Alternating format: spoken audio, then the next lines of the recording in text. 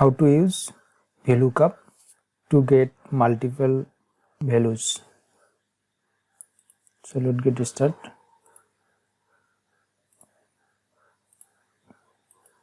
প্রথমে ডিলিট নাও,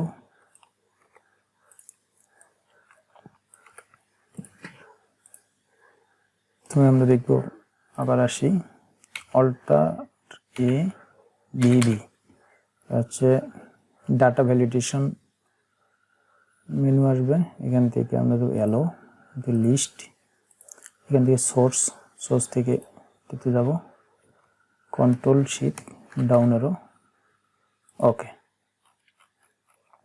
তাহলে আমাদের এখান থেকে আসলো, সিলেক্ট করলাম, এখান থেকে একটা কালার দিব, স্টাইলস, এখান থেকে এসে একটা কালার সিলেক্ট করে দেব, এখান থেকে একটু বড় করে দেব সাইজ,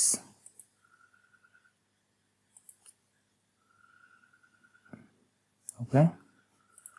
পরে গেছে বোল্ড করে দেব, ওকে ফাইন। এখান থেকে দেব VLookup, VLookup এটা নিব, কমা, এটা থেকে ডাউন অ্যারো, কমা 2, কমা ফলস। এখন আমাদের ভ্যালুটা চলে আসছে। তো আমরা নিব এগুলো সবগুলো 1 2 3 4 5 6 এক এক করে সবগুলো, এবং পার্টি ওয়াইজ। তাহলে আমাদের কি করতে হবে, তাহলে এখান থেকে আমাদের যেতে হবে, এসে কলাম, COLUMNS কলামস দিয়ে এটাকে দিতে হবে ইন্টার, থেকে F4,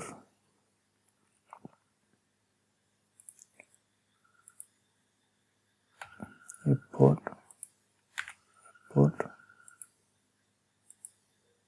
F4, okay, first bracket close, enter, ওকে।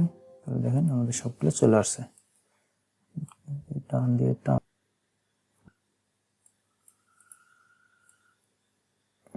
এভাবে আমাদের সবগুলো চলে আসছে। তাহলে আমরা যদি এটা চেঞ্জ করি, রাইট, তো এমএস ফিশ,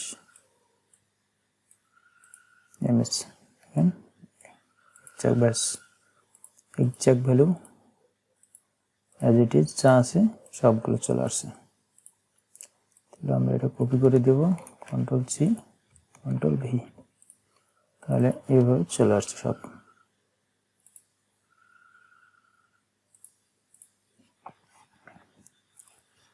এভাবে আমরা একটা VLookup ফর্মুলা বের করতে পারি অতি সহজে।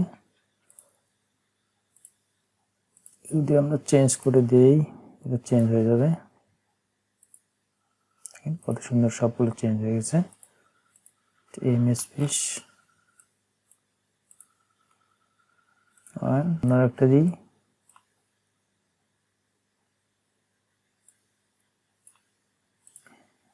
চেঞ্জ হয়ে গেছে।